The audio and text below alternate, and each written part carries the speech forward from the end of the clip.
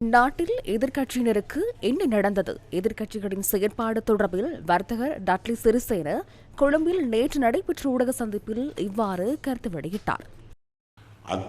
கல்வியை மறுசீரமைக்க வேண்டுமென ஆட்சியாளர்கள் தெரிவிக்கின்றனர். ஆனால் நல்லது செய்தாலும் சரி, கெட்டது செய்தாலும் சரி, எதற்கும் எதிர்ப்பு தெரிவிப்பதையே எதிர்க்கட்சியினர் நோக்கமாக கொண்டுள்ளனர். இவர்களின் அரசியல் குழந்தைகளின் கல்வியில் விளையாடும் ஒரு சாபக்கேடான அரசியலாகும். இதுதான் கசப்பான உண்மை. இந்த நாடு முன்னேற வேண்டுமானால் கல்வி முறையில் மாற்றம் ஏற்பட வேண்டும். இந்த நாடு அடைந்துள்ள வீழ்ச்சியை பார்க்கும்போது இதைவிட மோசமான நிலைக்கு செல்ல முடியாது என தோன்றுகின்றது. 2022ஆம் ஆண்டில் ஒரு தொழிலதிபராக நான் எடுத்த சில முடிவுகளுக்கு இன்றும் நான் நஷ்டஈடு செலுத்தி வருகின்றேன்.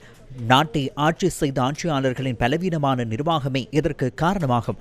ஒரு தொழிலை செய்து நாம் தோல்வியடைந்தால் அது வேறு விடயம்.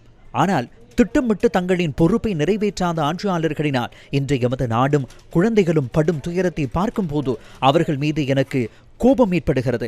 எந்த ஒரு துறையிலும், அது வியாபாரமாக இருந்தாலும் கல்வியாக இருந்தாலும், ஒரு நாட்டின் நிலையான அரசியல் திட்டமும் அரசாங்கமும் இருக்க வேண்டும். ஆனால் இந்த நிலையான தன்மையை அவர்கள் பெரும்பான்மை பலத்தினால் மாத்திரமே அளவிடுகின்றார்கள். இவ்வளவு அதிகாரம் இருந்தும் இறுதியில் ஒரு மருந்து கூட வாங்க முடியாத நிலைக்கு நாட்டை தள்ளினார்கள்.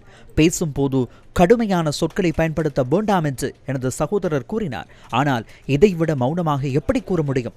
இவர்கள் அனைவரும் சேர்ந்து எமது வாழ்வை சீரழித்து விட்டார்கள். ஊழல் குறைந்துள்ள நாடுகளின் வரிசையில் இலங்கை 14வது இடத்திற்கு முன்னேறியுள்ளதாக செய்திகளில் பார்த்தேன். அது ஒருபுறம் உண்மையாக இருந்தாலும் பொறுப்பில் இருப்பவர்கள் எடுக்கும் தவறான முடிவுகளை நாமே அனுபவிக்கின்றோம். அரசாங்கம் பதவியை தக்க வைத்துக் கொள்ள போராடும் போது எதிர்க்கட்சியினர் எப்படியாவது அதிகாரத்தை கைப்பற்ற போராடுகின்றார்கள். எமது எதிர்காலத்தை பற்றி சிந்திக்காத ஒரு எதிர்க்கட்சியே இங்கு செயற்படுகிறது. இந்த அரசாங்கம் விழும் என்று சிலர் காத்திருக்கின்றார்கள். ஆனால் நாடு விழுவதற்கு முன் நாம் விழமாட்டோம் என்ற உறுதியுடன் சவால்களை எதிர்கொள்ள வேண்டும். நீங்கள் வீழ்ந்தாலும் நாங்கள் விழமாட்டோம் என்ற எண்ணத்துடன் எமது பணிகளை முன்னெடுத்து செல்ல வேண்டும்.